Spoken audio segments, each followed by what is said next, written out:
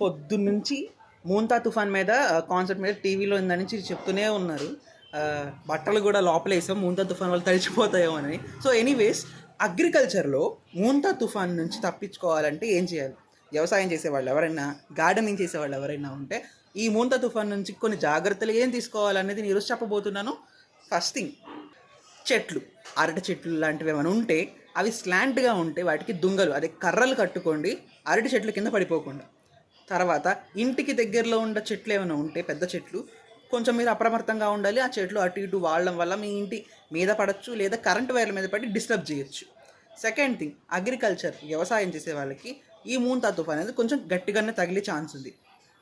Water ఎక్కువ నిలవ ఉండకుండా మీరు ఎప్పుడైనా భూమిని కొంచెం ఎత్తు లేపి, ఉన్న స్థలం కన్నా మెట్టలు కట్టడం అంటారు కదా, ఎత్తు మట్టి పోయించి దాని మీద మొక్కలు పెట్టుకోండి, లేదా సాగు చేసుకోండి. సో వాటర్ వచ్చినా అంతగా ఎక్కువ మునిగే ఛాన్స్ లేకపోవచ్చు.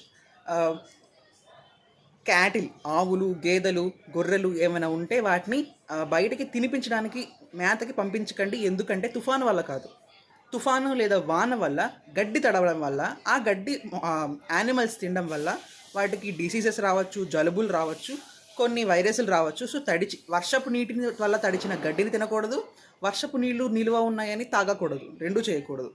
సో ఆ క్యాటిల్ చూసుకోండి. అండ్ ఆ క్యాటిల్ని కొంచెం ఎత్తైన ప్రదేశానికి, వాటర్ ఎక్కడ నిలుస్తాయో అక్కడ ఉంచకుండా, వాటర్ పడ్డా కూడా ప్లేస్ తడిగా ఉండవు అనే ప్లేస్లోకి యానిమల్స్ని మార్చేసుకోండి. అలాంటి గార్డెనర్స్ అయితే వర్షం పడే సమయంలో మొత్తం గార్డెన్ అయితే క్లీన్ చేసుకోండి.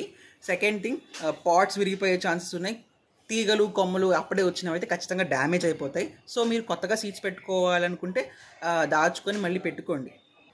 Delicate, week like green plants ఉంటాయి కదా, ఓన్లీ ఫోలియేజ్ పర్పస్ కోసం డెకార్ ప్లాంట్స్, ఆ డెకరేషన్ ప్లాంట్స్ని, డెలికేట్ ప్లాంట్స్ని మీరు అన్నిటిని షిఫ్ట్ చేసేయండి.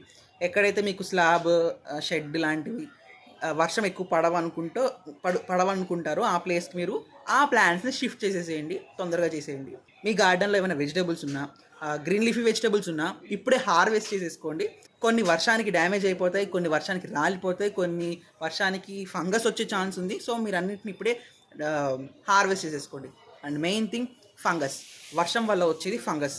ఆ వర్షం వల్ల ఫంగస్ని తట్టుకోవాలంటే మీరు బయో ప్రోడక్ట్స్ ఉంటాయి ఫంగస్ నివారించడానికి, అవి వాడుకోండి. తరువాత ఫంగస్ అసలు రాకుండా ఉండడానికి మొక్కలు గుబురుగా ఉంచకూడదు. మొక్కలు ఏదైనా గుబురుగా ఉండకుండా కొంచెం దూరంగా, కొంచెం డిస్టెన్స్ ఉండేటట్టు చూసుకోండి. అండ్ వర్షాల్లో ప్రూనింగ్ లాంటివి గట్రా చేయకండి. వర్షాల్లో ప్రూనింగ్లు గట్రా చేస్తే స్టెమ్ డ్యామేజ్ అయినా ఒకేలా ఫ్యూచర్లో స్టెమ్ ఓపెన్ అయి ఉంటుంది కదా, సో తొందరగా వైరస్, ఫంగస్లు అటాక్ అయ్యే ఛాన్స్ ఉంది. కాబట్టి ఈ వర్షాల్లో ప్రూనింగ్లు గట్రా పెట్టుకోకండి.